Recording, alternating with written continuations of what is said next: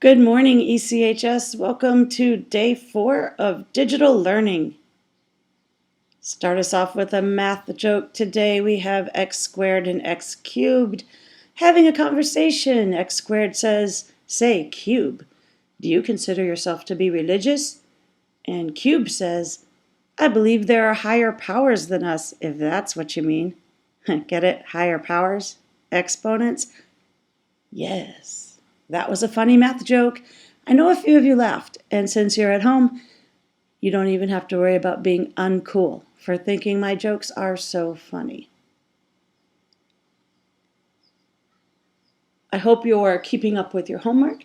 I hope you're remembering that if you're having trouble making our deadlines, that all you have to do is email us. We know, because we're in this too, that some of you are watching your siblings. Maybe you have people with special needs at home. Maybe you're doing a lot of chores for the family.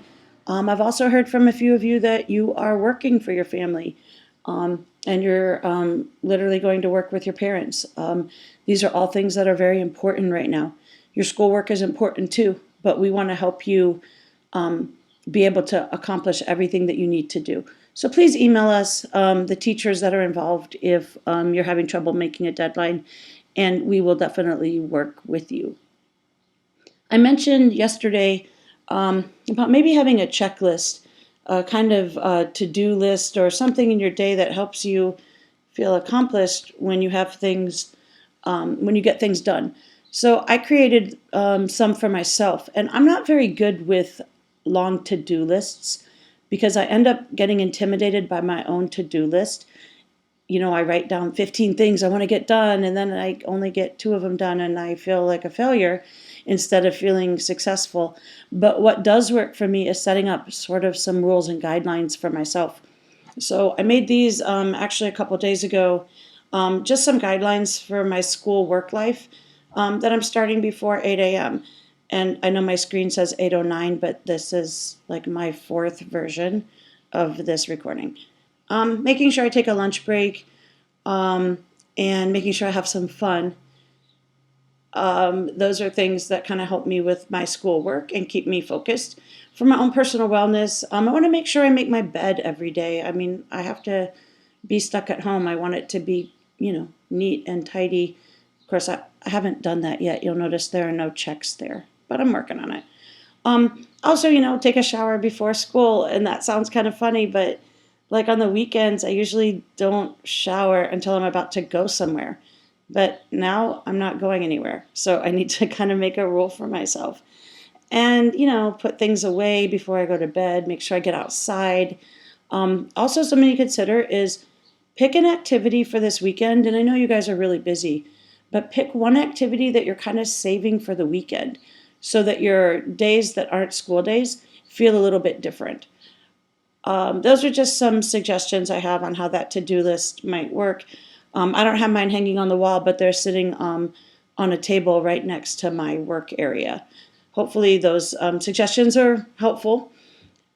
Let's talk coronavirus for a couple minutes. Nothing's going to be scary today that I'm going to say, but feel free to turn this off if you don't really like hearing details about the virus. I'm going to start with Bernie Sanders. I don't know how many of you saw this yesterday, but Bernie Sanders, he's running for the Democratic nomination for president. But as of Tuesday, Super Tuesday number 3, Joe Biden got enough of the votes in enough states that Joe Biden is going to be the Democratic nominee. And people are pressuring Bernie Sanders to bow out of the nomination now. 4 years ago, when he ran for the nomination against Hillary Clinton, Bernie Sanders stayed in the race.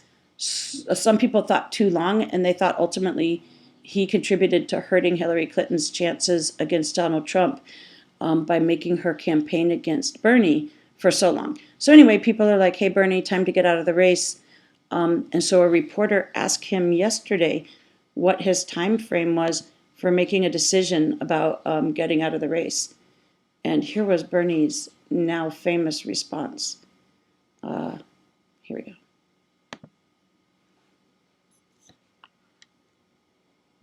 time frame for making a decision? Dealing with a global crisis. Yeah, let's listen to that again.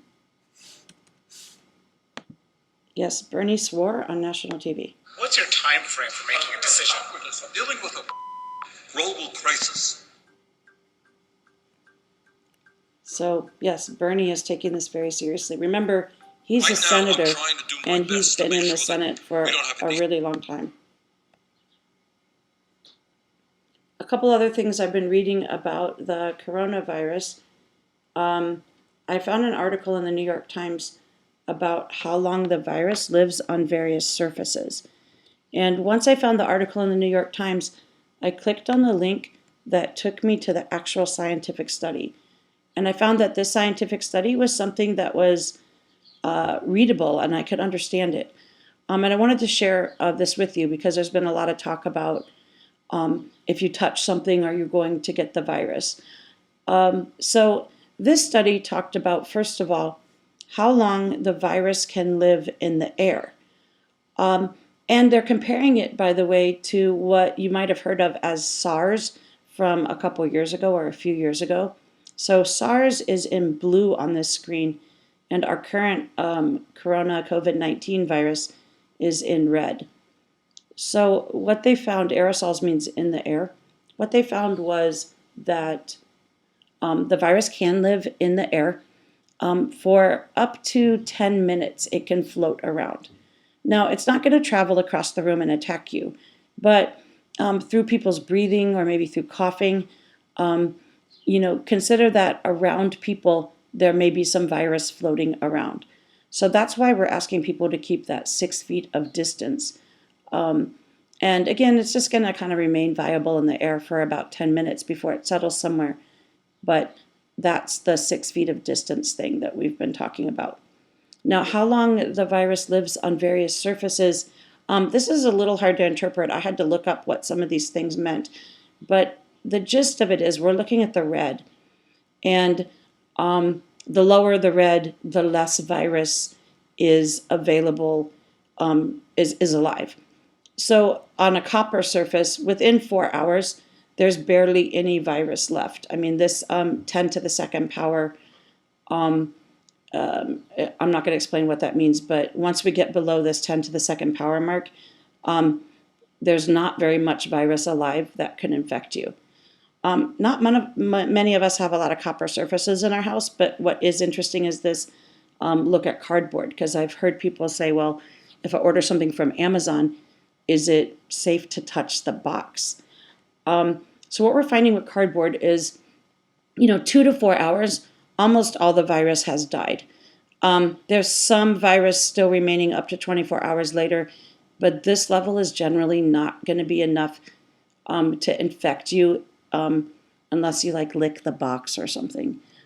And then stainless steel. This would be, I think we can transfer this over to other shiny metals at your house, like even chrome things like the faucets or the door handles. And what we're finding here is there's still quite a bit of living virus after 8 hours.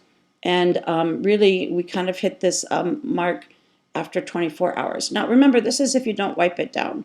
But if you're out in public, for example, and you're going through the door to get into a store, hit it with your shoulder instead of your hand if you can. The one that made me think the most was the one about plastic. And remember, our virus is the red one. So the plastic, we're finding that it's more than 24 hours before a lot of the virus dies. So about a day and a half before we get below this level of, transference to your hand. So what does this tell us? It tells us that we should be wiping down surfaces often. Let's say, for example, your parents are going to work every day. I would say before your parents get home, you should get you and your siblings to wipe down doorknobs, tabletops, especially plastic surfaces and metal surfaces that you guys might have touched during the day. Because remember, you guys could be carriers.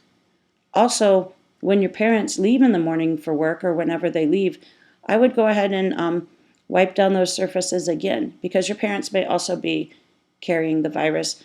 And even if they had a little bit of virus on them and they touched something, you want to be able to wipe it down. And it doesn't have to be antibacterial wipes. Actually, just wiping things down with a little bit of soap mixture or any household cleaner is enough to wipe away the virus. What that also means, for example, let's say you get a delivery box from Amazon.